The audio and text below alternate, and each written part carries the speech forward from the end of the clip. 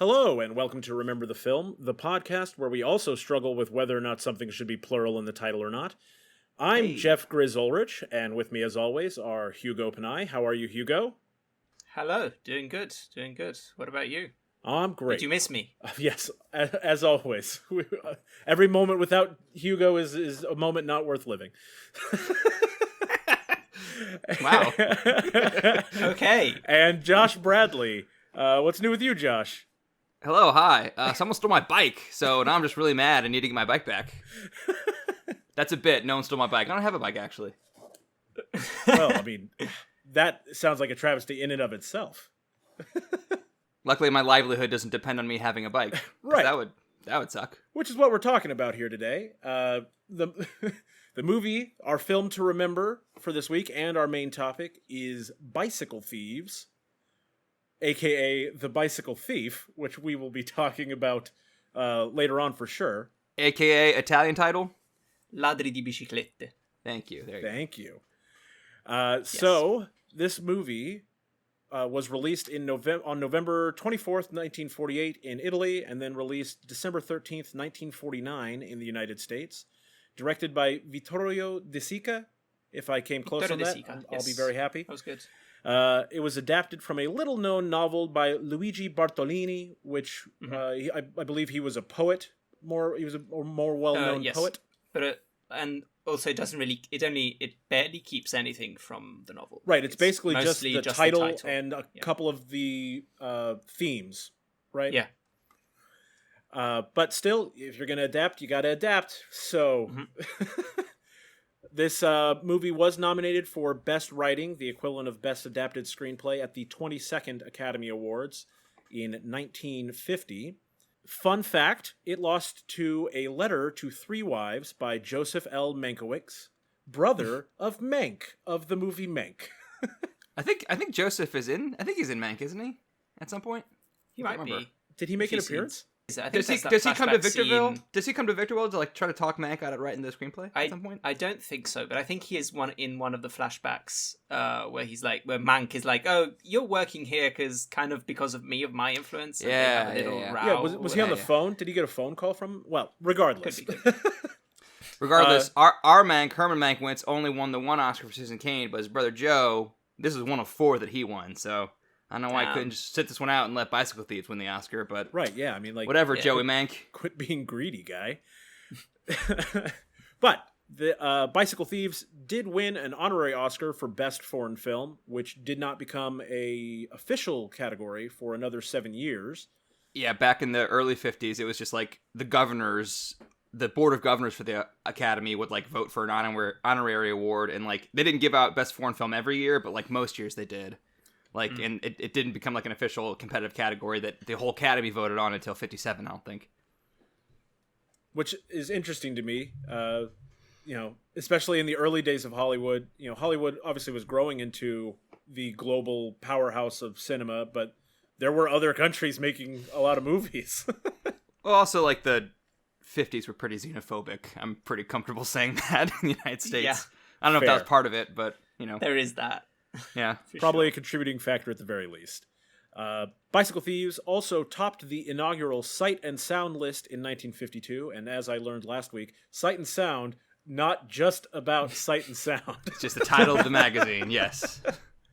And as I mentioned last week, though, that Sight and Sound is regarded as possibly the most definitive best films of all time list, or it's one of the most respected. And they only put out a list every 10 years. And the first list they ever put out was 52, and Bicycle Thieves was number 1.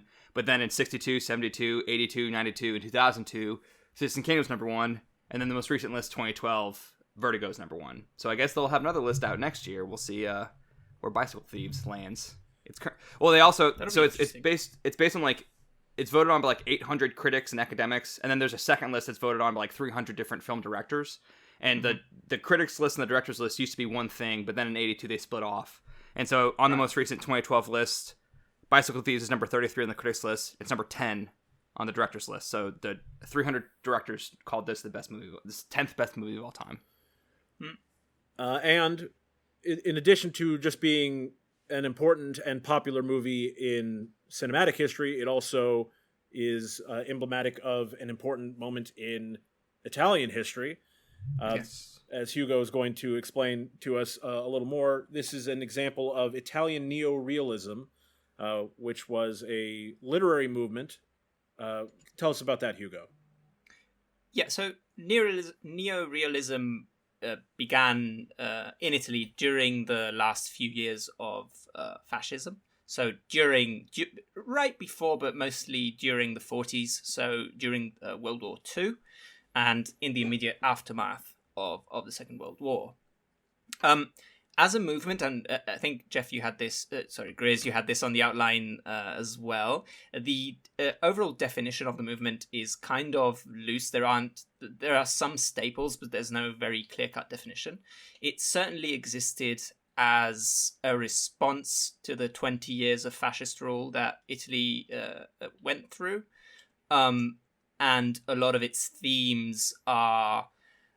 I think the main staple that I think is this idea of art and fiction being used as a political statement, which is in response to 20 years where either art was very propagandistic because it was controlled by the totalitarian state, or it was completely apolitical and it was light comedy, or also a lot of racist literature and movies in the 20s and 30s in Italy, of course. Well, and talking about the propaganda and all that, that was, at least for the movie side of Italian neorealism, that was what led to the birth of that in movies as well. Was two factors. One, the Allied forces bombed. What was the name of the studio? I had it written down. Cinema? No, Cinema's the magazine. Cinecittà?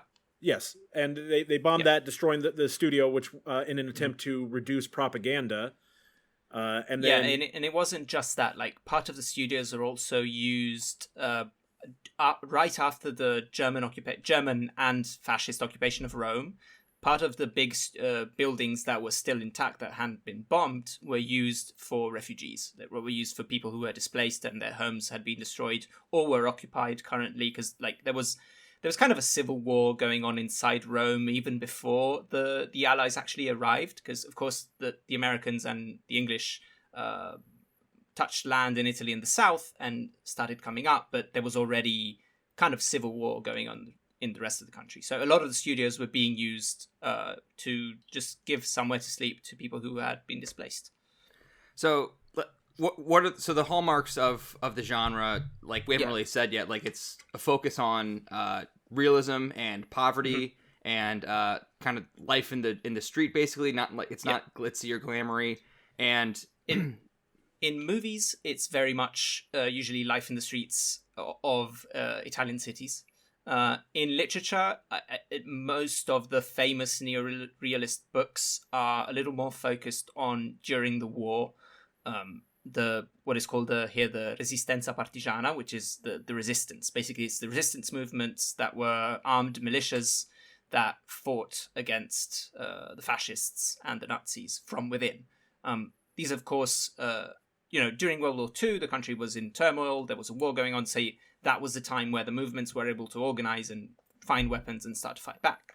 And the most famous books in the genre are, I think I quote here Beppe Finoglio, because he's one of the authors that every Italian student will have read by the time they get out of high school, because he's possibly the most well-known over here, and he wrote mostly about stories of partisans. And but as you were saying, it's usually there are stories about the common folk living either during the war, under fascist rule, or right after the war, in just the economic depression that resulted from the war. And as Grizz said, because the Allies had bombed the movie studio, one of the main movie studios in Italy, that means that a lot of these movies in the neo-realist movement were not shot on sound stages or at the studio, but rather on location, in the streets, in the broken down buildings themselves, which certainly is the case in Bicycle Thieves. Yes. Yeah. And so in addition to filming on location being one of the hallmarks of neorealism, one of the other ones that is pretty consistent is the use of non-professional actors in the majority of roles in the movies. And that, of course, was definitely true for Bicycle Thieves. If Nomadland had been made 60 years earlier in Italy, you'd call it a neorealist movie, probably. 100%. Yeah. Yes. Yeah. And so for Bicycle Thieves, Lamberto Maggiorani was a factory worker, and Enzo Staiola, Staiola. Enzo Staiola. Was who's the little boy Bruno in the movie. His father was selling flowers near one of the production sites, and De Sica cast him as the son in the film because he saw a cute kid selling flowers. Yeah, this kid's still around too. The actor's still alive. Oh wow! I was actually curious. He's like 80.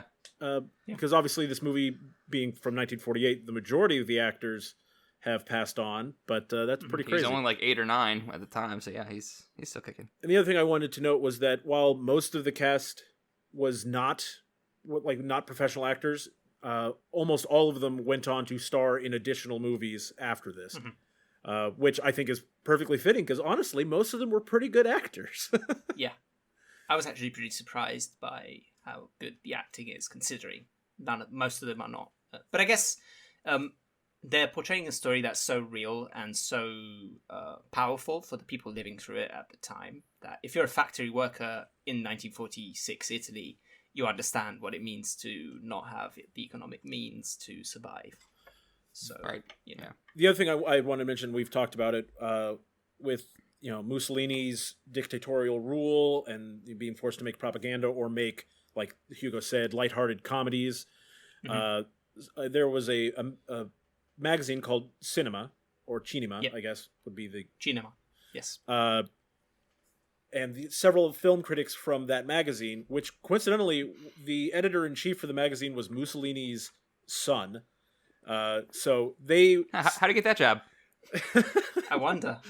But several critics began writing, complaining about how Italian cinema no longer made films that were relevant to the public. And I gotta say, how did that one get past the editor, It was happening during the 40s. So during World War II, the actual control that the fascists had on people was loosened quite a lot because the war effort... Italy, you know how fascism is, where they have illusion of grandeur and presented themselves as if they had this, the most powerful army next to Hitler. Italy was not as well equipped as most of the other countries, wasn't as rich as most of the other countries in the war, and so the war effort took away from the internal control, which is why the resistance movements were able to fight back. Well, and so this complaint, which rang true with the public, is the other aspect that led to the birth of neorealist film. They're credited with kind of triggering that, which I think is cool. Then, go ahead, Josh. Yeah, I mean, I'm really glad we have an Italian on the podcast who can speak to the history of the art movement, because I don't know the history. I know the term Italian neorealism because I have a 101 level understanding of film history, but you can actually, if you're interested in this kind of thing, if you're interested in film history and how it progressed, you can start with Italian neorealism in the 40s and 50s, and you can see how that kind of influenced the French New Wave in the 60s, and then you can see how the French New Wave directors influenced the guys in New Hollywood in the 1970s, like Scorsese and Coppola and Cassavetes and Woody Allen and that kind of thing, and those guys influenced the people who are making movies today. So you can kind of trace a pretty linear path from it. Sure. I mean, honestly, I think if you watch most movies from the late 40s and watch Bicycle Thieves, most movies today share more in common with Bicycle Thieves stylistically than they do with most other movies from 1948. I think that's probably fair to say. So you definitely trace how Italian neorealism got us to the movies that we have today, I think. So, for sure. Just to wrap up Italian neorealism in film, it was non-professional actors filming on location, and most importantly, it served as a means of holding a mirror up to the Italian culture at the time, to show everyone, things are tough out here. Things are not in great shape.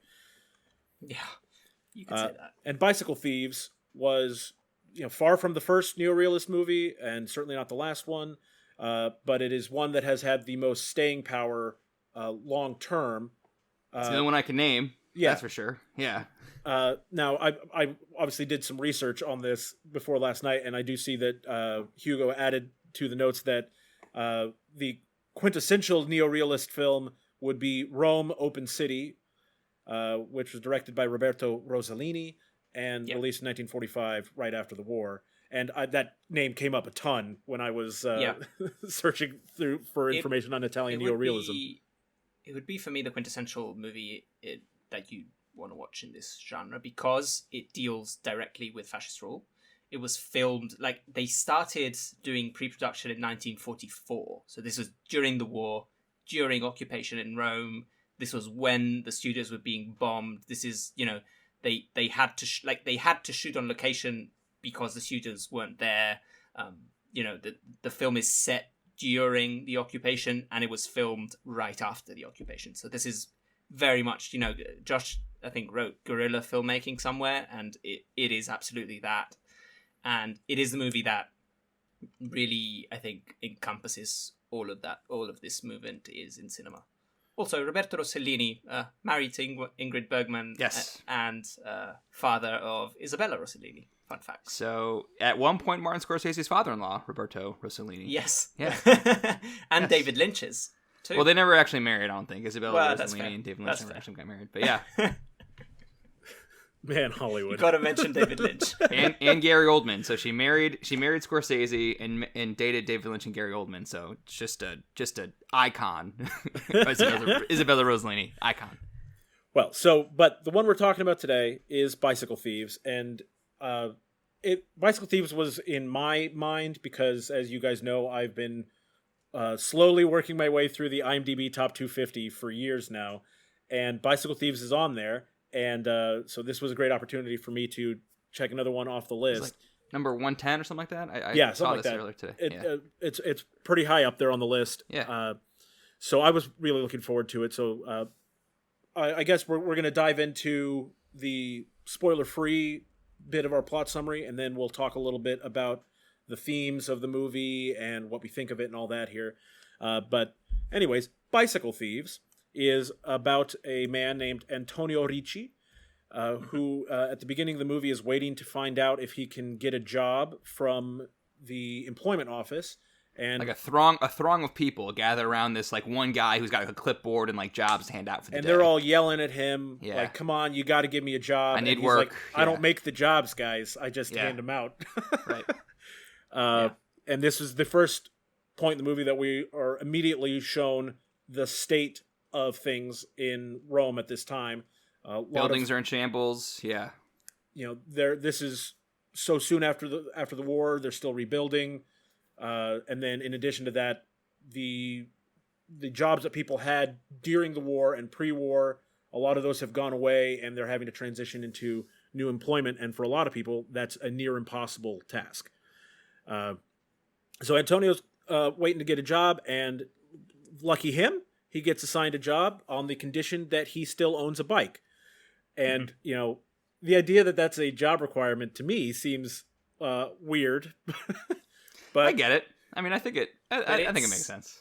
But you have to really understand how poor Italy was in the 1940s. Like, that people didn't have cars. People didn't, public transportation was, as you see in the movie, not adequate enough to get you around the city. And if you have to move around the city very fast, you're going to need a bicycle. Also, Rome, the central area of Rome is sneakily not as big as you might think.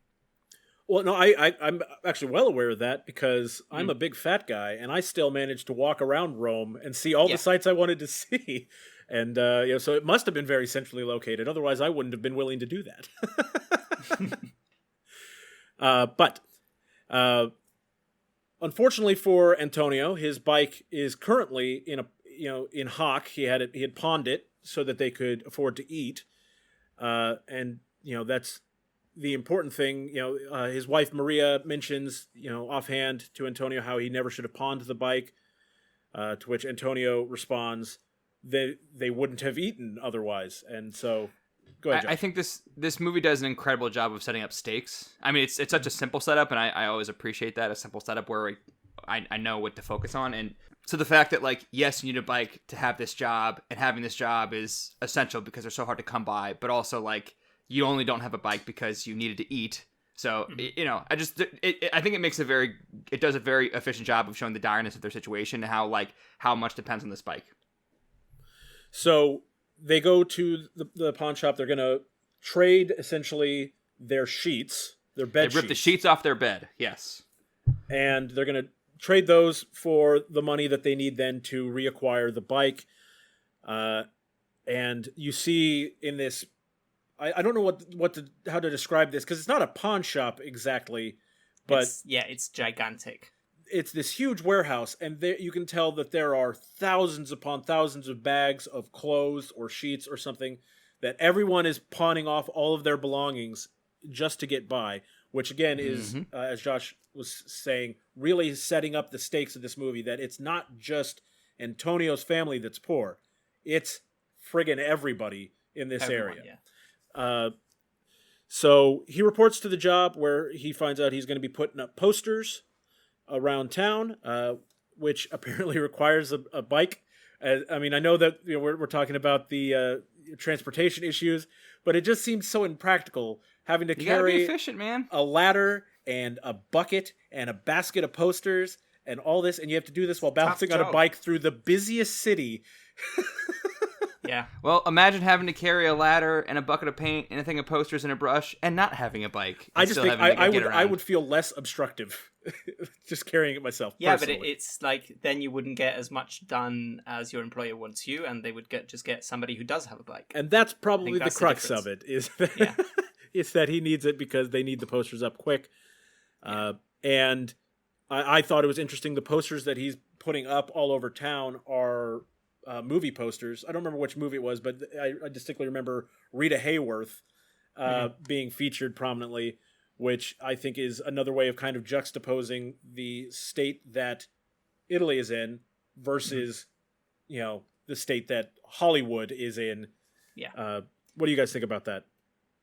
Yeah, I thought it was interesting as well. And I read a book for a course that I had to do in university about the immediate post-war and how Hollywood had all these movies saved up that hadn't been able to be released in a lot of European markets that were, fascist or totalitarian, or wouldn't allow, movies that might not agree with the imposed ideology of the state.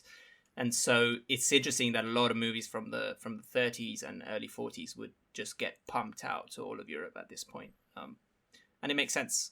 It definitely shows you how the world was, completely different from America to Italy. And a lot of the progression in the next 20 to 25 years is the same. Like the US gets color television, Italy gets it 50 years later. It's all that kind of progress. Like the washing machine becomes a common use item. Italy gets it 25 years later. Then, slowly over time, this has changed because being part of the European Union and all that, the country is a first world country now by all accounts. But there was that moment where it was in a state of complete poverty. And the movie shows this well. Well, so while he's out putting up posters, Antonio is up on his ladder, is slathering glue on a poster, and then some young hooligan shows up and steals his bike. And so, there it is. The crux of the movie. The titular bicycle thief. Well, there's only bicycle thieves. This is the first bicycle thief. Singular thief. Yeah. Yes.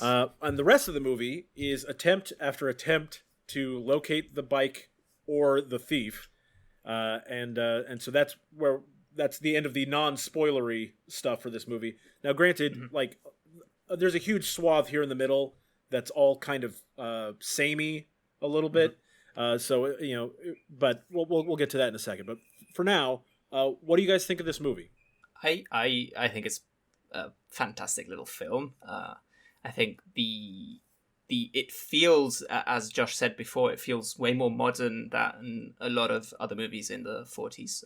The fact of being shot on location gives it that more contemporary feeling. I think the acting, as we said, it really surprised me. I think both the main protagonists, which I would say are Antonio and Bruno.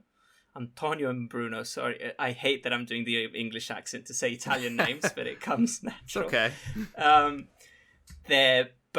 Their performances are both absolutely fantastic, and I really felt what they were going through. And I think picking from regular people who are living through that moment, as I said before, it really enhances those feelings. Like they're drawing from real life experience that is their everyday life.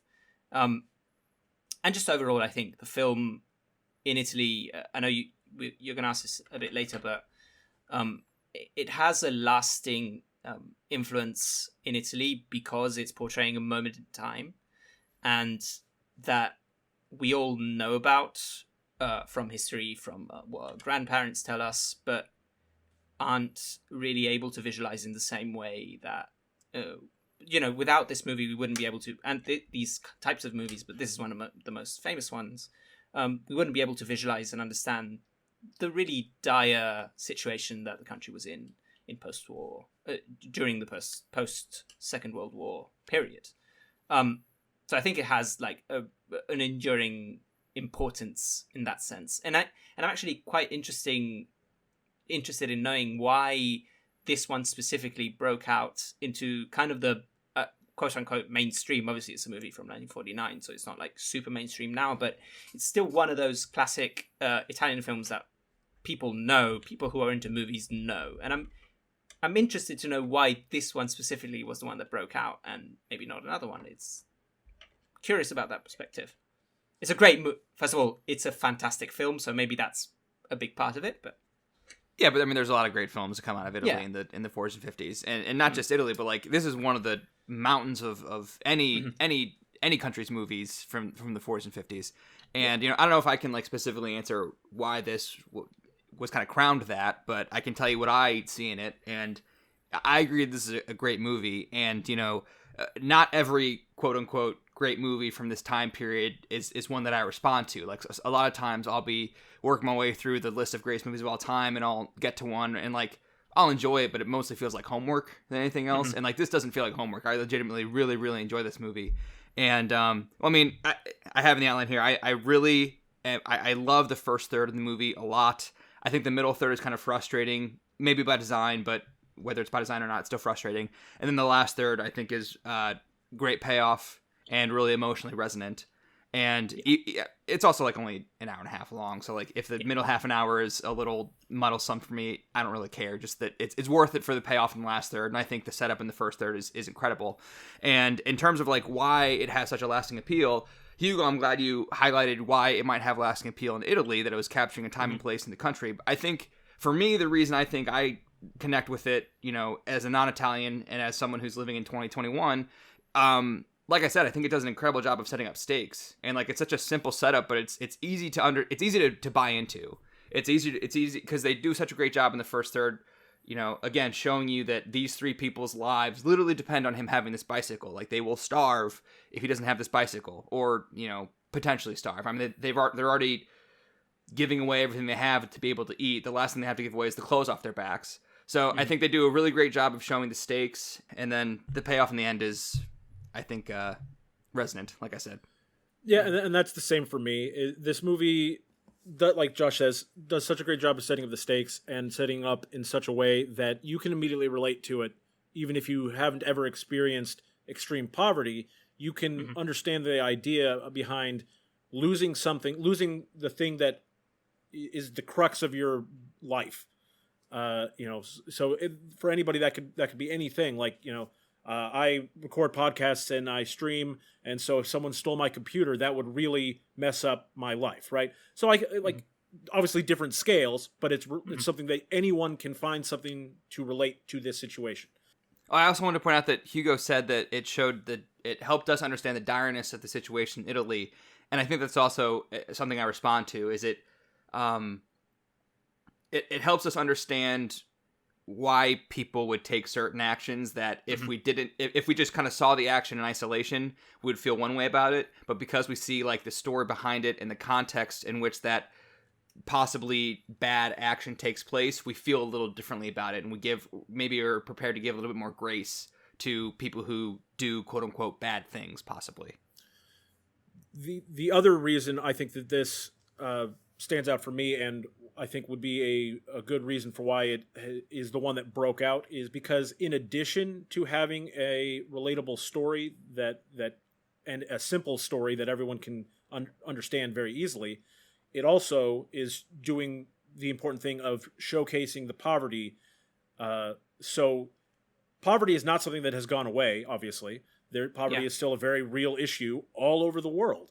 So you combine a compelling story with a timeless and important message, and that, I think, is one of the things that makes Bicycle Thieves so resonant even today. Now, granted, I haven't seen a ton of other neorealist movies, so the poverty message would probably still be resonant, but I think Bicycle Thieves' relatable story gives it an edge. That's a hypothesis for me, anyways, for why this one stands out. I mean, not to bring up Nomadland again, but like, imagine Nomadland, but like 20 minutes in, someone steals Fern's van. That's basically like what Bicycle Thieves is, essentially, which is a different movie than when we got with Nomadland, but that'd be that'd be dire. Yeah, I can see how this just is kind of a universal tale of what it is to live in a country that has undergone something so terrible, such as, 20 years of dictatorship and then a world war, in which, and I think it delivers an interesting point of view, because for all intents and purposes, Italy, Germany, Japan were the enemy in World War II. But to see the perspective of the people who, live inside the country and what the aftermath of all that destruction does to the society, to the economy, and the dire straits that you live afterwards is, I think, pretty universal. And it could be equated to a movie made, I don't know, about any other country that, has been, a dictatorship, and then there was a war, and then it wasn't a dictatorship anymore. But, the economy is still broken, the country's still broken. Where do we go from now? The systems to take care of its people are broken, so the people kind of are left to their own devices, essentially, which I think we see a lot in this movie for sure. Yeah. Okay, so the next thing that we wanted to touch on here before we get into spoilers, I guess, I don't know, this kind of is borderline spoiler territory. So the question of whether or not the movie's title should be singular or plural. Yes. Say the name for me in Italian, please, Hugo. Ladri di biciclette. Is plural in is, Italian. Yes. And that is the original title. So, for me, that should be the sticking point. Also, and that's how the movie was released in the United States and the United Kingdom. It was called Bicycle Thieves, but from my very brief cursory research, apparently the Bicycle Thief appeared on some posters in the United States. Correct. And then the official New York Times review of the movie from 1949 called it The Bicycle Thief as opposed to Bicycle Thieves. So now it's kind of been called both things, both Bicycle Thieves and The Bicycle Thief in the English language world. And I think it definitely needs to be plural. And I think that if you watch, I think that's kind of like the punchline of the movie is the fact that the title is plural and that there's more than one bicycle thief in the movie. And that someone else, a different reviewer kind of had the same point, but the opposite perspective. He thought that it should be called The Bicycle Thief, but it's not the bicycle thief that you think is the title's referring to. It's referring to somebody else, maybe the real bicycle thief was inside us all along, that kind of thing. Yeah. But I think that in the last 5 minutes of the movie, the title really comes into focus of why it's called Bicycle Thieves and not The Bicycle Thief, and that's why I think it should definitely be Bicycle Thieves. I do like that both ways of viewing the title both have great meaning either way. So it's one of those few occurrences where I think changing the title didn't necessarily harm the movie. I mean, there's a lot of times where foreign films will get released in the U.S. or vice versa, and the titles don't translate exactly, and it leads to some misconceptions sometimes on movies. What was it? Did you remember what Rudy was called in Italy? Yeah, it was something winning, and it was a dumb. But the one that I always remember is Eternal Sunshine of the Spotless Mind. In Italian, it's called Se mi lasci ti cancello, which means if you leave me, I'll delete you. Which is an hilarious title. But yeah, so like sometimes these titles get wildly different titles, and in this case, they were just different enough that it provides actually an interesting context for the movie. No matter which title you're getting, there's something you can get from it in either case. So I do think it's pretty cool, despite it being a mistake that they called it The Bicycle Thief on some of those posters and in some reviews, because it did lead to this really kind of cool discussion piece to have about this movie. Yeah, absolutely.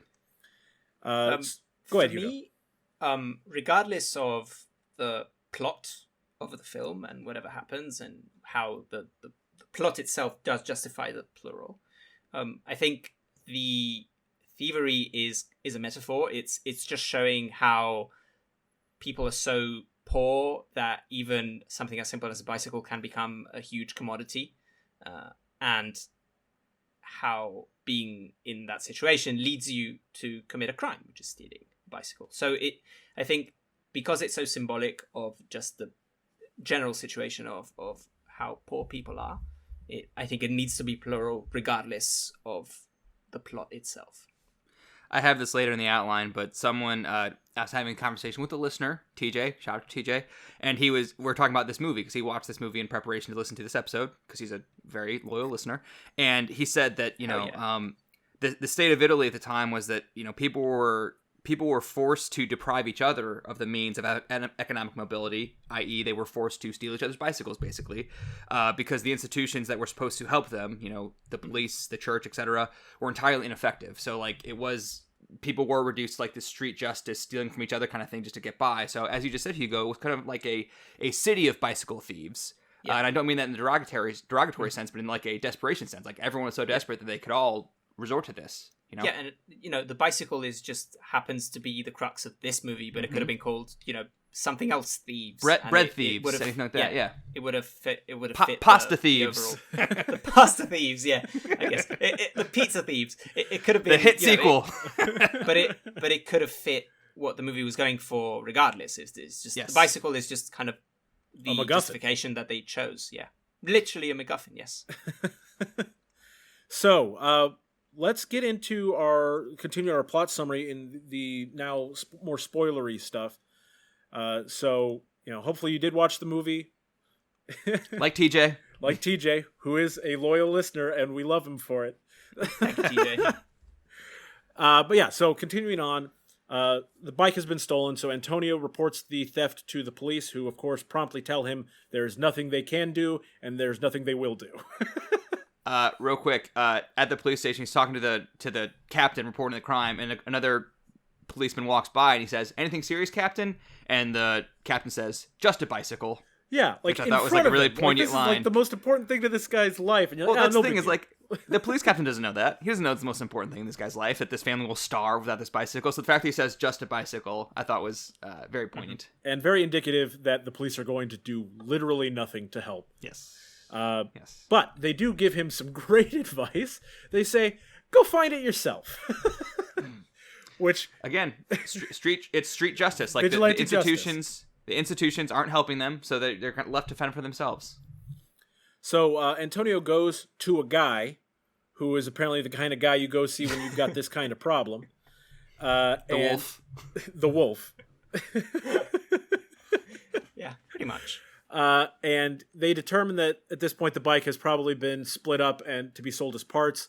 So they're going to go look through all the bike parts at the stalls in the market in the morning and try to find his particular bike parts, and then they'll put it back together. So this, this is the point where the movie starts to drag a little for me. We spend a long time in this marketplace, just sifting through parts, and it is actually kind of visually interesting, all these bike parts, but it does go on a little long for my taste. Well, I think they do give a good sense of how this feels like such an impossible task, like a needle in a haystack, finding this bike in all of Rome. Also, that's probably split up by this point. So I appreciate it for that, but I agree. And this is what I was talking about when I said the middle third is not my favorite part of the movie because it's kind of frustrating. And I like how in this part he keeps repeating, it's a FERRIS, which is the the bike is, it's a brand of a bike, but it's like, how many fetus bikes are probably there? Like, it could be thousands. Yeah. Yeah. Well, and so this does illustrate the point that this is a futile effort to do this. So they don't find it at that market. So then they split up and Head to another market. Yeah. they head to another market. There's also a weird pedophile scene here. Yeah, that was weird. Yeah, That that was was weird. oh, that's okay. That's in the movie. Especially since it's get also it. not instrumental to the movie at all. It's not. It's just, it's there. Don't know. Maybe there was a pedophile problem in Rome in the 1940s, and we could don't know. also be that this movie being filmed on location, there was just some just creepy an actual guy. pedophile. God, I don't think so. But I don't think they would have filmed him in that case. yeah. Well, I mean, they did film lingered during a on him rainstorm. quite a while. Put a mic on this guy. He's giving us gold over here. Oh, by the way, movies in Italy until like the 70s did not capture sound on location. Very It's clear all in this movie overdubbed. as well. It's all overdubbed. Just Which doesn't bother me, especially No. especially with black and white movies in general, because that was such a common thing, not just in Italy. A lot of American films, audio was done after the fact. But in any case, they go to this other marketplace, and it starts raining a ton, and Antonio's getting soaked, and he takes his son Bruno with him. I guess we should have mentioned that. Bruno is with Antonio on this search, beginning to end, which seems like a bit irresponsible, but also what's he going to do with his kid? Nothing. While he's doing this. And also, it's interesting. I think his character is instrumental to the overall theme of the film because he's working as well. The child, on the first day, he takes him to work. He's not going to school. He's working because, they're so poor. And probably the institutions of schools haven't been rebuilt as much as they should anyway. So he's working at the time. And this resonated with me because, my grandfather, he's 86 years old now. And, he tells me, we were 12 years old. We were either going to school, but a lot of us were just working, getting little jobs because we were so poor we couldn't get by. And there was no, institutional rule, you have to, now in Italy, you have to stay in school until you're 16. That there's a law. Same here. About that. Yeah.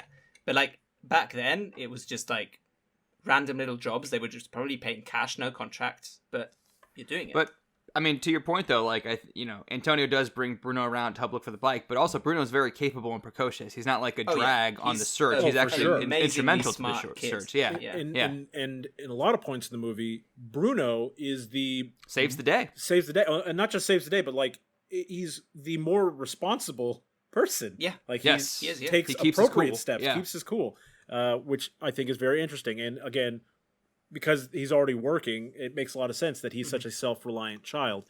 Yeah, and I think the idea is that, he's self-reliant, but at the same time, he can't fully understand the desperation of the situation that an older man who has lived through this horrible period would fully understand. So this is why I think he's able to keep his cool a little more than his father. So, while at this new marketplace, it starts raining a ton. They go stand off on the side while it's raining, and the rain stops just in time for a guy on a bike to ride by. And who should it be but the thief riding the bicycle thief? The bicycle thief riding Antonio's bike. And he stops briefly to give some money to an old man on the street, and he tells him, "This is all I can get you right now." I don't know. I still don't fully understand their relationship. Me neither. I don't think it matters, though. I don't know that it matters, though. It just sets up that this old man has at least some form of a relationship with our bicycle thief. It just gives them an additional MacGuffin to potentially search for, because previously they were looking for either the bike or the thief, and now they're looking for either the bike or the thief, or the old man who can lead them to the bike or the thief. So Antonio chases the thief for a bit, but of course he's riding on a bike, so he gets away. So then Antonio gets the idea to come back, as Josh says, and let's find that old man. So they search for the old man, and they basically immediately find him. It did not take any time at all to relocate this guy. He follows him into a church where he harasses the old man for several minutes, and no one puts a stop to it for an exceedingly long time. Eventually, some people are like, "Hey, man, you're really disrupting church." The church scene is another scene where it's kind of showing the point of view of some, at least, of the neorealist movement as a whole. they weren't. They were trying to look forward and kind of leave back a lot of the traditions that, to some extent had led to 20 years of fascism and were associated with 20 years of fascism. So even the contempt that they have for the church as an institution, I think, is shown in the movie, in the fact that he's looking around for this guy. He doesn't seem to really care that mass is going on at all. Like, even though he's in a dire situation, he really doesn't. He's just walking through, doesn't care. So, while harassing this old man for information, he does eventually get the old man to give him an address, but he doesn't believe the old man. So he's going to force him to take him there. The old man shakes him off and disappears. And then now Bruno is very upset, and Antonio is very upset. So he smacks his son for whining. And this is where we get into the next moment in the movie where I actually think is something important is happening. I know Josh feels the same way here. Yeah. There's this moment where Antonio kind of snaps and like hits his son, and I kind of see that as a microcosm for the point of the movie as a whole, which is if we just like see a dude hit his young son in a vacuum, like we react a certain way to it and think you're a dick. Like, what are you doing? Don't do that. And it's not that like it's not okay that he hits Bruno, but like given that we see how much frustration and desperation is behind it, and Antonio's coming to the end of his rope, I at least get it a little more. Like I'm not excusing it by any means, but I at least understand. You understand the motivation. Yes, and he's not doing this just to do it on a power trip. He's doing it because he feels powerless and just is kind of lashing out at his powerlessness. And Bruno, takes the brunt of it, unfortunately. But like, and it does make me kind of dislike Antonio here, because like, this is one of those key things about abuse, especially child abuse. It's when people abuse children, they are exercising power over someone who does not have power because they want to feel powerful. And, so I mean, it's a little heartbreaking because Antonio, I know, is just a guy struggling to survive at this point, but it's like, I don't know. You get my point. Go ahead, Hugo. Yeah, I do. I think there's two things. Like, first, which mirrors what will happen later, you can tell he feels shame. Yes. Quite Absolutely. soon. And also, second thing, it's also Italy in the 40s. So, smacking your child isn't, probably not considered. Well, sure, but that was also a commonplace thing in the United States. Yeah, it doesn't make it good. I'm just saying we don't have the same standards. So, like, we're having reactions to it today that people watching the movie then may not have had. Probably not, yeah. And in fact, I think the people would have reacted, oh, well, but he's being so ashamed. He's not being that much of an angry dad. Just to put it into context. But I agree with everything you guys said. I think this scene is important because Bruno up to now has been a partner, an equal partner. Sometimes, as we said, he keeps his cool. He's very capable as a child. This is the scene, and then the scene after, the few scenes afterwards. These are the scenes where we realize he is a child. Yes. I think where he is fully being a child, and as strong and as grown as he has to be, as mature he has to be because of his situation, he's still a child. And I think this scene is important for that as well. So after smacking his son, Bruno doesn't want to hang out with his dad anymore, so Antonio leaves him on a bridge while he's going to go search for the old man. It's not but a few seconds after that while he's searching for the old man, he hears some ruckus from a crowd where people are shouting about a boy is drowning in the river. So, of course, Antonio freaks out immediately because he assumes that this is Bruno. So he runs back, and I really like the shot in this scene where he runs under the bridge and the camera stops following him. I just think the lighting is really cool in that scene, and for the majority of the movie, the camera is close up on Antonio basically all the time, and so I was a visually unique scene in the movie as he's taken off to go see what's going on there under the bridge. But he gets over there to the other side of the bridge and finds that it was not Bruno in the river. Some other boy was in there, and he's being pulled out. So he lives. He lives, which is important. I guess, I should say he gets pulled out alive. But Antonio is now looking around for Bruno, and he turns around and sees him sitting at the top of the steps. And we see a bit of a personality change where Antonio, and again, we've already seen that he's going to have some shame, but this is where that shame really comes to the top for having hit his son, because he realizes in this moment just how much his son means to him. And I think that's a really important moment in this movie, because it serves as an opportunity to remind Antonio and the audience of what is actually most important. So it is very important. The bike is the crux of the movie and is super important, but there's this one thing that is even more important than the bike, and that's his son. Yeah, the bike is a means to feed his son.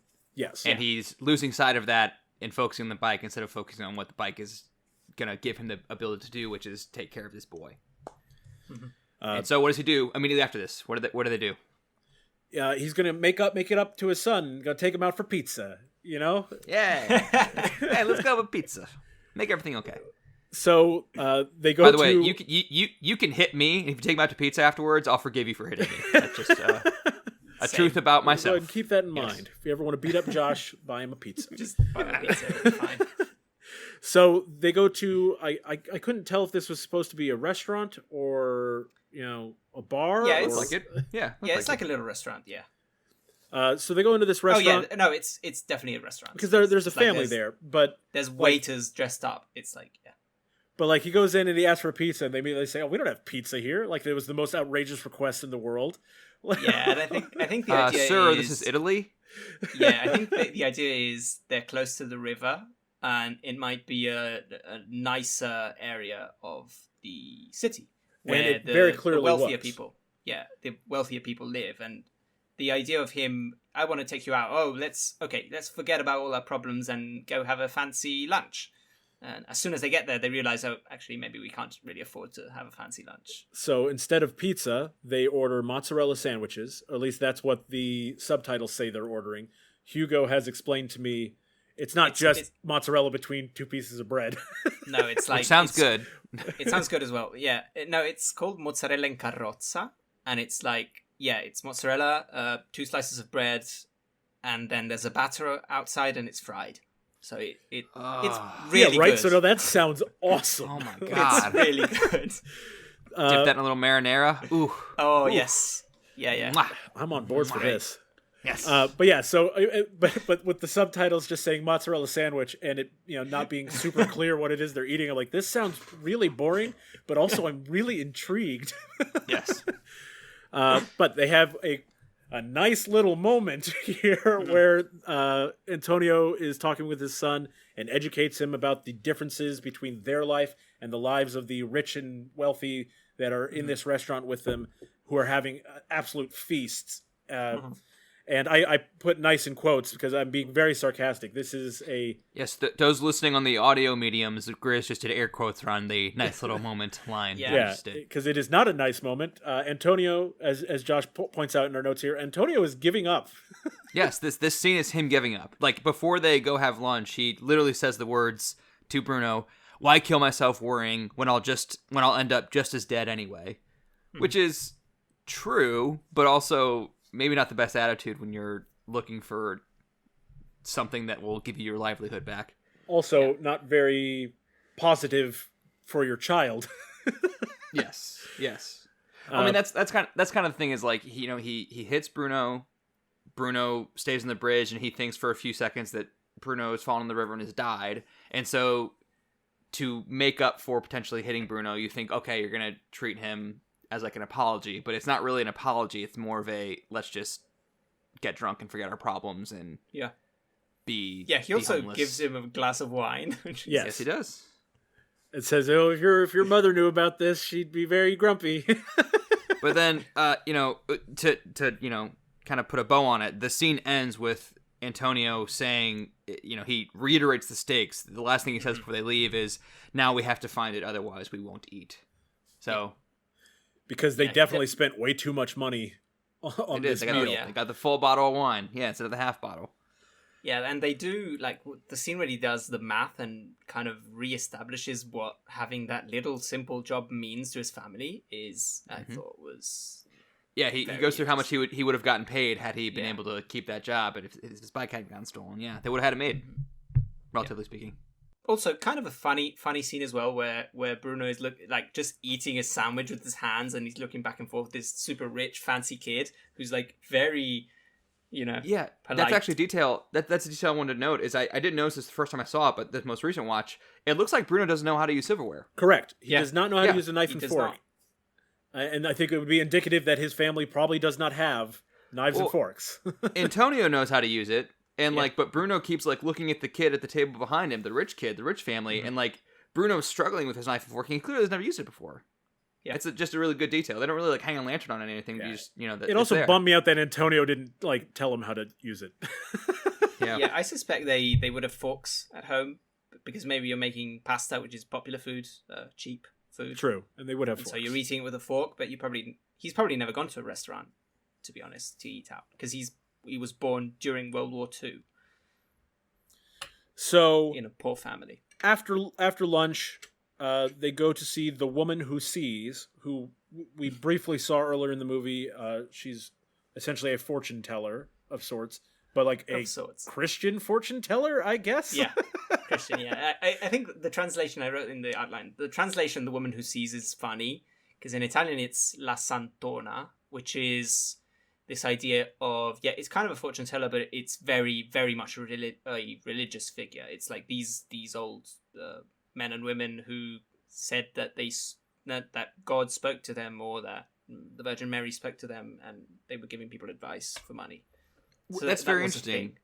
That's very interesting. It kind of recontextualizes the point that I have here, which is, Grizz, you mentioned we see this woman early in the movie in Act 1. We didn't mention our plot summary, but basically after Antonio gets his job and after they're able to get the bike back, but before he starts his job and the bike is stolen, Maria takes him to see this woman because apparently she had already, gotten counsel from this woman who sees, and she predicted that Antonio would be able to find a job. And because he has found a job now, she wants to go pay 50 lira to this woman who sees as a thank you, and Antonio kind of dismisses this out of hand and leads Maria away without having paid their alms, basically. And I wonder if this is indicating that there's some kind of cosmic and or karma at play here, that he kind of dismisses the woman who predicted he would get a job, and then the next day he gets his bicycle stolen. And then he also here in the third act here, him and Antonio and Bruno go see this woman who sees. She gives him advice, and then he steps out of her house, and then immediately sees the thief. Immediately. So I'm wondering if do you think the movie's trying to give the sense that there is some kind of God's hand moving the story a little bit? I would say no, because of the ending. It's yeah. I think that we're supposed to kind of incidental that it happens to be that way. And it's kind of, I think it's just showing how a poor working class guy in the 40s might turn to different avenues that kind of give him meaning and give him hope. Because she does give very vague advice. She's the classic generic advice. Oh, if you're lucky, you're going to find it, which is exactly what his friend that he went to see at the beginning of the movie tells him. So it's thank you, I guess, and he gives him the money. So I think that this is not necessarily. I don't think BICYCLE is trying to indicate that there actually is cosmic or karmic, things at work here. He's just indicating that right now Antonio believes that there is some cosmic or karmic things at work. Yeah. And so that's what that scene serves as a purpose for, because then he does come outside and immediately see the thief. Which is the second time he's crossed paths with a thief, by the way. Because if you remember, he was standing in the rain and he saw the thief ride by and talk to the old man. So 2 times. He just happened upon him. Yeah. Which is why I find the middle third of the movie a little frustrating. Is they spend this half hour looking for the bike, and it turns out to resolve itself just because they happen to cross paths with the thief twice. Yeah. Yeah. And I completely agree with that. But you could have trimmed 10 minutes off of this.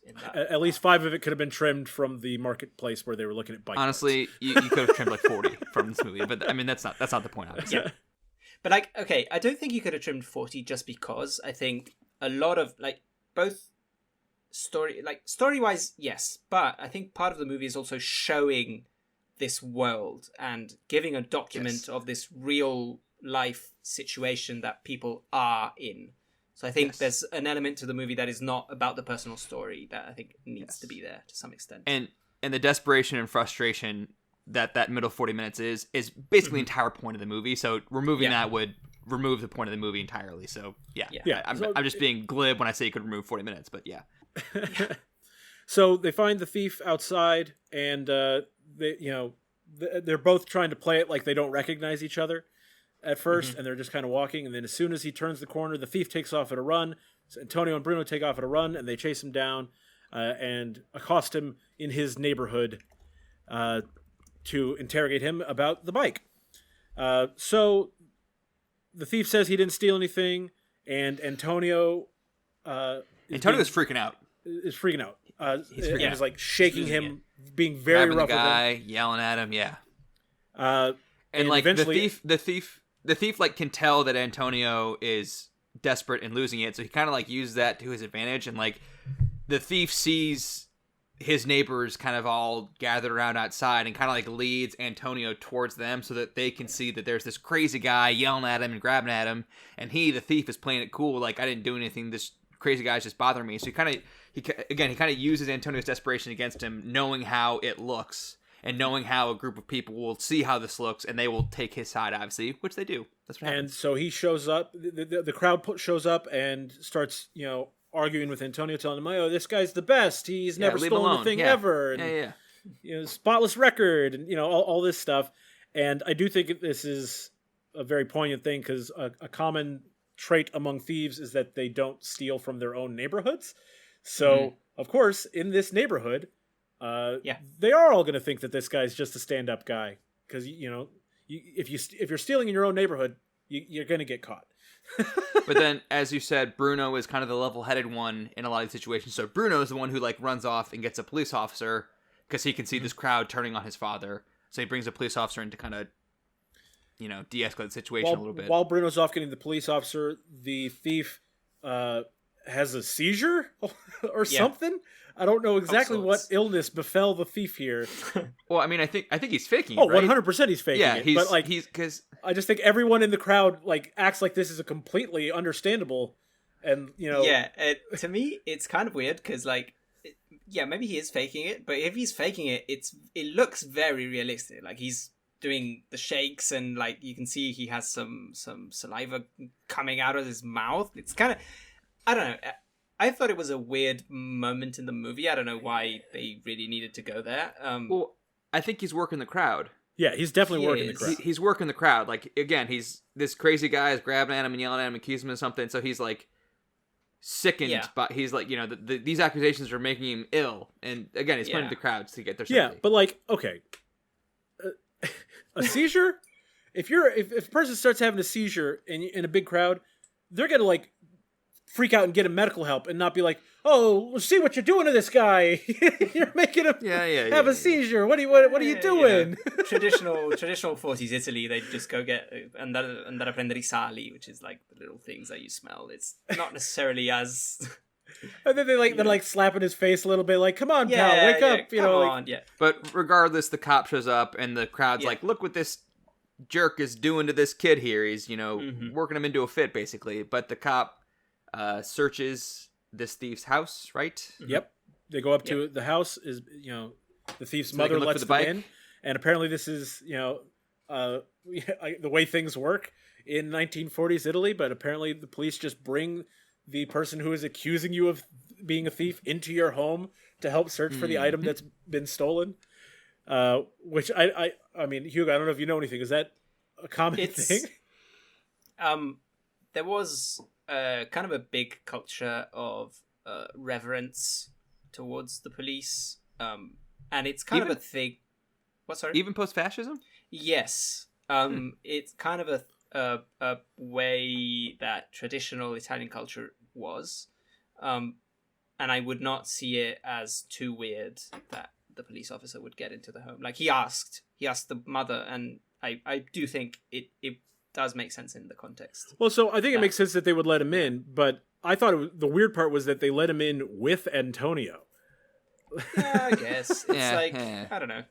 Like, if you stole something from me, I wouldn't be allowed to enter your home with the police to search for it. The police would go in and search for it. This is like a lawless time. Like fair. And that was what I wasn't sure if this is like if this was a thing that they did because it's a movie, or if this was a thing because I think it was actually emblematic of the way things were in the society at the time. And it also kind of highlights like the woman's blasé-ness with the accusation. Like, oh, you're going to accuse my kid of stealing? Like, here, even you can come in and look with the cop and show that we got nothing to hide in here. Like that's that kind fair of stuff. too. And also, I think that really the thing that I take away from this scene is that the thief is living in worse conditions than Antonio is living even. Like, the mom specifically says, we have 4 of us living in this one room. And so, like, the thief is more desperate than Antonio is. So, like, yes, this bike means everything to Antonio and his family, but also maybe it potentially means everything to this thief as well. And that kind of is kind of the punchline coming later. Yeah. And so I think that's really the most important aspect of this scene, was to illustrate that, once again, that the desperation is everywhere. So the police officer basically tells him that you have to catch the thief in the act, otherwise there's nothing we can do. And as Josh points out in her notes, this is the foreshadowing. The fact that you have to catch him red-handed if anything is to be done, that's foreshadowing, I think, for the next 10 minutes, yeah. So, defeated, Antonio leaves with Bruno, and on the walk back, Antonio sees bikes friggin' everywhere. There are so many bikes. Well, there's like a football soccer game happening, right? Right. Yeah. Yeah. So like a stadium, all the people who are at the stadium, all their bikes are like out front, basically. And the music builds up in a way here that, the music is manic, and you see Antonio become a bit manic as he's like, trying to think, what am I going to do? Am I really going to do this? And he sees off to the side next to a building a lone bike off by itself, not locked up or anything. And so now he's struggling with this decision about whether or not he should steal this bike. So he tells Bruno to get out of here. Get out of here. Streetcar. Go home. I'll meet you home or whatever. I want you. He doesn't say this to Bruno, but he doesn't want Bruno to see him do what he's about to do. Yeah. And so while he's, even before he kicks his son out, they like sit down on the curb for a while, and like you can see that it's really just captures the melancholy beautifully. It's an indelible image. The shot of Bruno and Antonio sitting on the curb, both with like their head in their hands. It's a really great image. So then he kicks Bruno out, says, "Hey, you get out of here, buddy. I'll see you in a little bit." And so then he goes to try to nonchalantly steal the bike and blunders horribly. He's immediately caught. Caught right away. Yes, he's caught red-handed, as the policeman told him must be the case a few minutes earlier. He must be caught red-handed in order for anything to be done, and he's caught red-handed. And seriously, it's like he grabs the bike, and immediately a guy from in the building is like, "Stop, thief!" Yes. Like, whoa, that went off the rails real quick. Yeah, and also all the people coming out of the stadium start running after him because he's like, "Oh, stop that man!" So everybody catches him. And very very notably, from like the filmmaking perspective, we witness both him steal the bike and him getting caught from Bruno's perspective. Like we're with Bruno watching his father get caught by this mob as he steals the bike, which is again important because he didn't want Bruno to see this, and then he does, and we see him. We are with him as he sees it.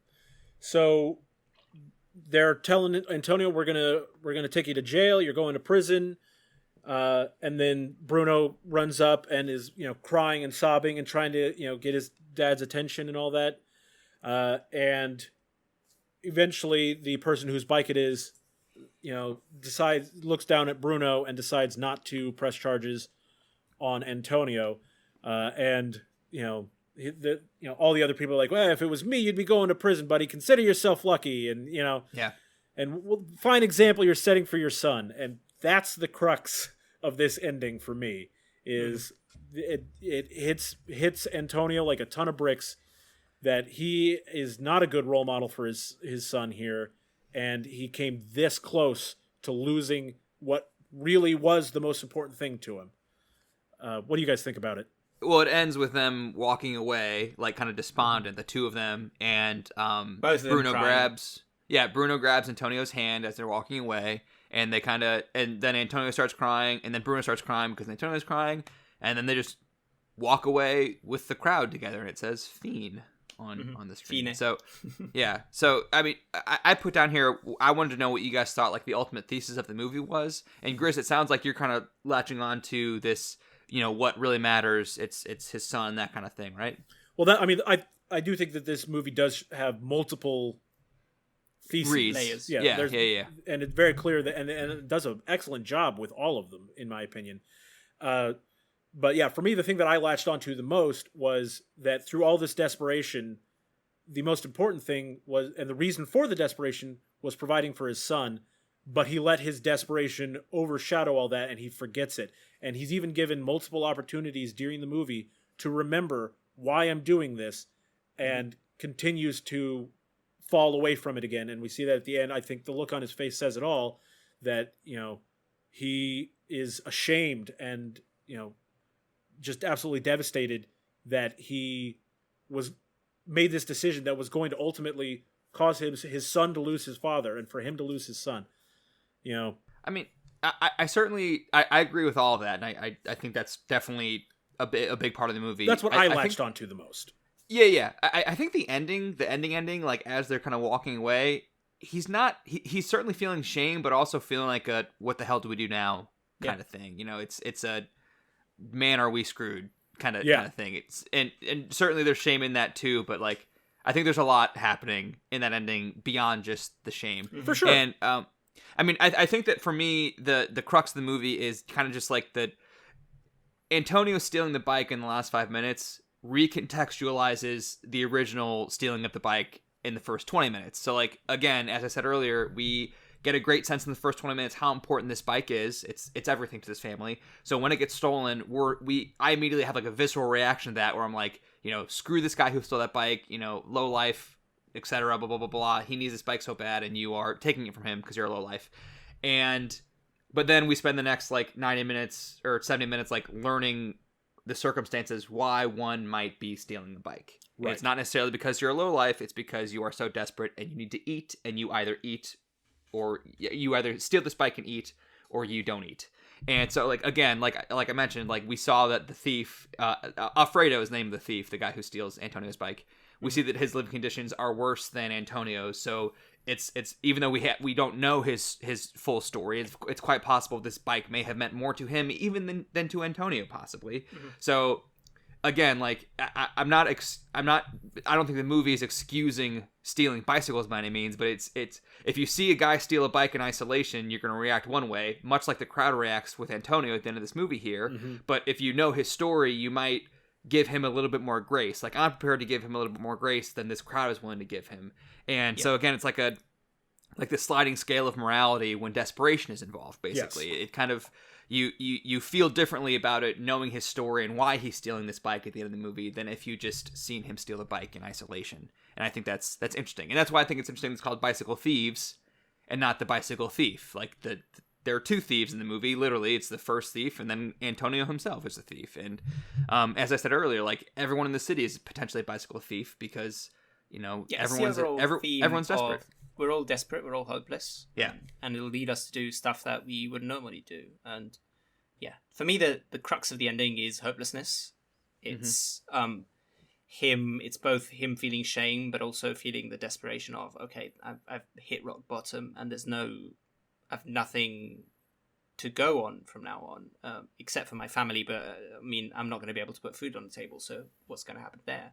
And I think the shame is shown both from his point of view and then from Bruno's point of view, because I think the initial reaction from Bruno is of shame. He's ashamed that his father would do this, but then he has been shown throughout the movie to be mature enough to understand that the situation is dire, and that at the end he forgives him. He gets it, and he's also as desperate as his dad is because, he empathizes with that desperation and with that feeling of hopelessness. And I think that's, for me, the final crux of the film. I wasn't entirely sure that Bruno fully understood the desperation still at the end. I think he was just so happy to not lose his dad here. He doesn't start crying until he sees Antonio cry. I think it's important to note. Mm-hmm. Yeah. I think but I think when he sees him cry, when he sees Antonio cry, that's the dawning. Yeah, the dawning of the realization there. I think all of that is in there. Like, they're crying because, oh, we managed to be together. What's important is family. But also at the same time, we feel the shame of the situation. I feel ashamed that my father did this. I, the father, feel ashamed that I, did this despite the desperation. But again, that desperation isn't gone. We have no idea what's going to happen in the future. So I think overall that what I'm left with is this working class family that is so alienated that they don't even realize that what is important, and they stoop to lows that they would never do normally, and they're left with hopelessness because what's going to happen? And again, to bring it back to the moment where this movie was made, 1948 is the year where Italy became a republic. We had our constitution that year, and the feeling of I have no idea what's going to happen now is something that I think Italians felt at the time, even though it was potentially a moment that would cause that you could look at the future with hope. At the same time, everyone was poor. A vast majority of the country was poor, without a job. That it's a turning point in our history, and that feeling of hopelessness is represented in this very personal story, but it has kind of a macro meaning as well. So, I mean, that's ultimately why I think this movie is so highly regarded, is that this movie tackles all these themes and all these different narrative threads that are of varying degrees of importance or obviousness in the movie, but they're all tied together brilliantly at the end to where who was latched onto that father-son relationship for so much of the movie, and Hugo, who's looking so much into the state of Italy at that time, and Josh, who is so focused on the desperation, all of that ties together and leads to what I think is a near perfect ending. It's so tragic, and I love that we don't get a happy ending here, because it's supposed to be, like I said earlier, holding a mirror up. We're not fixed yet. There's still a lot that needs to be fixed in this country, and for the characters in this movie as well. But I absolutely loved this movie. I think it's awesome. Yeah. I like I said, sometimes you watch the older quote unquote great movies and they feel like homework. This doesn't feel like homework to me. I think this is this holds up great, I think. Well, so that is going to bring us to the point where we have to rank some movies. Yes, because we're not just ranking Bicycle Thieves, are we? We are not just ranking Bicycle Thieves, because... Did you guys forget?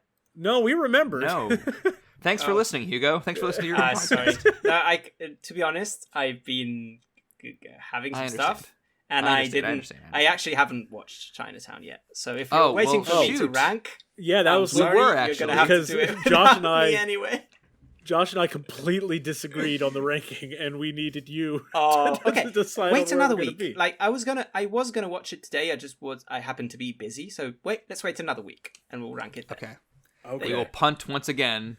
Punt once again on Chinatown. So, I mean, do we want to tell him where we had it? Sure. I had it number 1. Ooh, I had it number 1. Okay. And I had You had it number 8. Number 8. Yeah.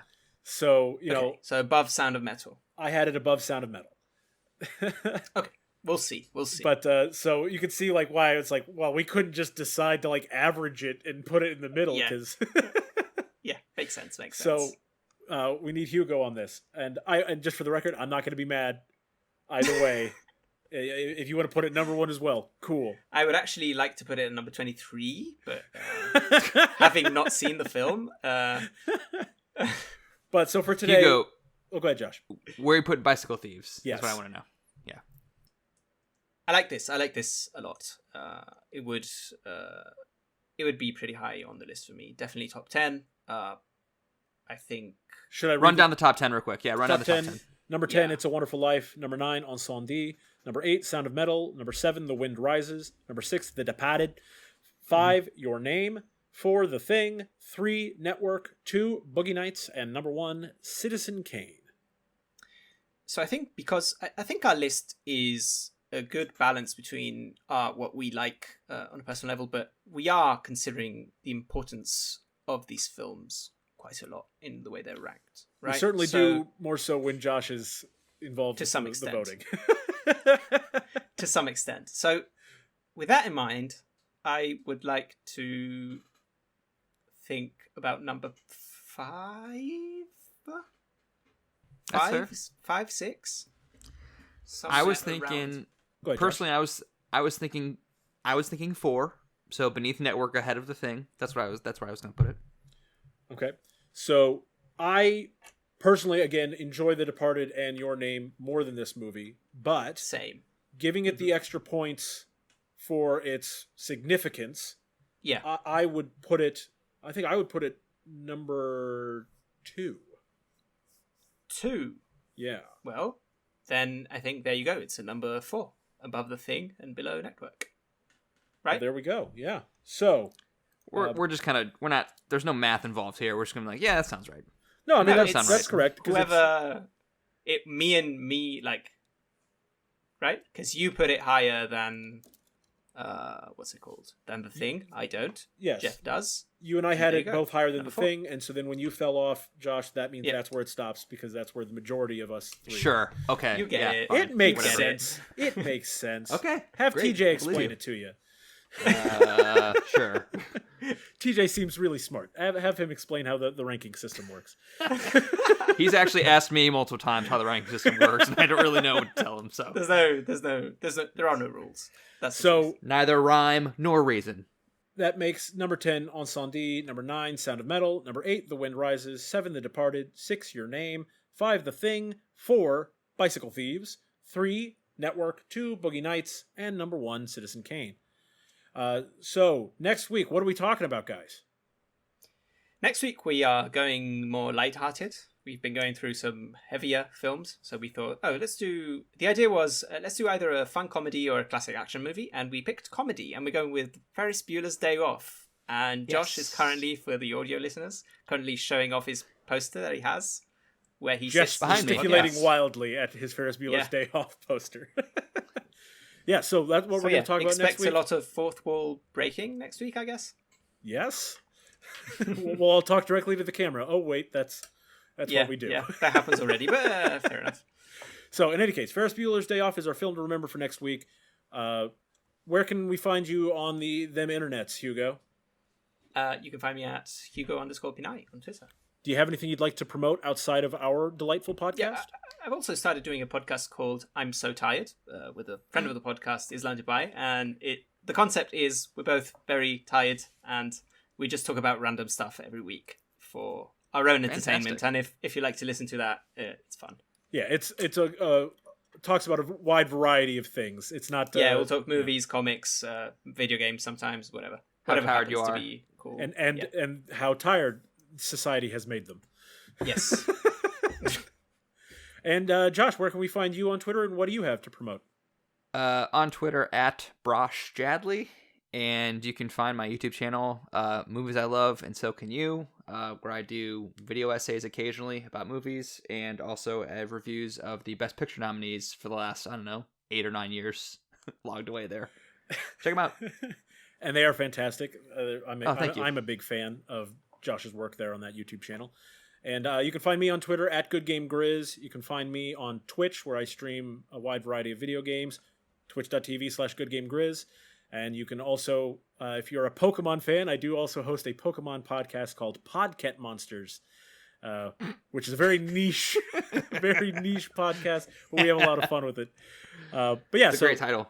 Until next time, thank you guys so much for joining us, and we will see you around.